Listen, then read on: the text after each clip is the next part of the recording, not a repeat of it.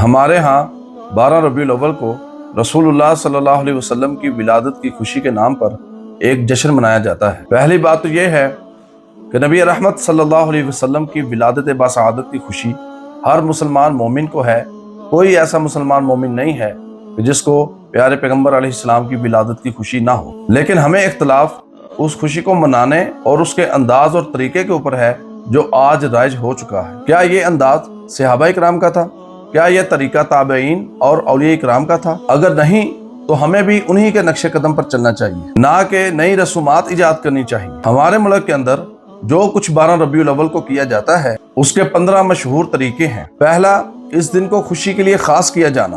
دوسرا، بیت اللہ اور گنبد خضرا کے اور مسجد نبوی کے ماڈل بنانا۔ تیسرا، جلوس نکالنا اور خاص لباس پہننا۔ چوتھا، مساجد اور عمارتوں پر چراغاں کرنا۔ چھٹا، محلات اور پہاڑیاں بنانا۔ ساتواں، شرکیہ قوالیاں کروانا اور آٹھواں، شرکیہ نعتیں پڑھنا۔ نوواں، رسول اللہ صلی اللہ علیہ وسلم کی روح مبارک کی آمد کا عقیدہ رکھنا۔ 10واں، قیام تعظیمی کرنا۔ 11واں، بنگڑے ڈالنا اور رقص کرنا۔ 12واں، عید میلاد النبی کی نماز اور قربانی کرنا۔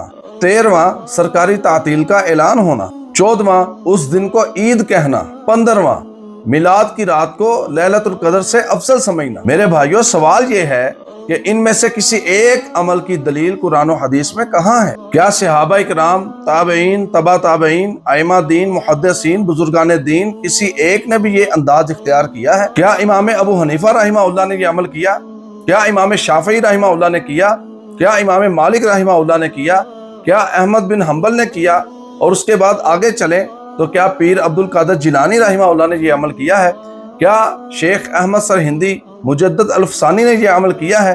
اگر ان بزرگوں نے بھی یہ عمل نہیں کیا، اگر ان عظیم ہستیوں نے نہیں منایا، تو پھر کیوں ہم ان گڑھی ہوئی رسومات کو دین سمجھ کر اپنائیں اور نہ کرنے والوں کو گستاخ رسول اور ابلیس کے ساتھی قرار دیں؟ یاد رکھیں، ہمارے پاس 2 ہی عیدیں ہیں، عید الفطر اور عید الاضحیٰ۔ ان کے فضائل، مسائل اور احکام صحیح احادیث سے ثابت ہیں، لیکن مروجہ جشن عید میلاد النبی کے فضائل و احکام کہیں بھی قرآن و سنت میں نہیں ملتے۔ اگر کسی کے پاس اس جشن کے فضائل اپنی فقہ کی کتابوں میں بھی موجود ہیں تو برائے مہربانی پیش کریں، لیکن حقیقت یہ ہے کہ وہاں بھی کوئی ثبوت موجود نہیں۔ لہٰذا ہماری گزارش یہ ہے کہ ہم سب محبت و ادب کے ساتھ صحابہ کرام اور اولیاء کرام کے طریقے کو اپنائیں، نہ کہ خود ساختہ رسومات کو۔ دین وہی ہے جو قرآن و سنت اور سلف صالحین سے ثابت ہے۔ اللہ تعالی ہمیں حق سمجھنے اور اس پر عمل کرنے کی توفیق نصیب فرمائے۔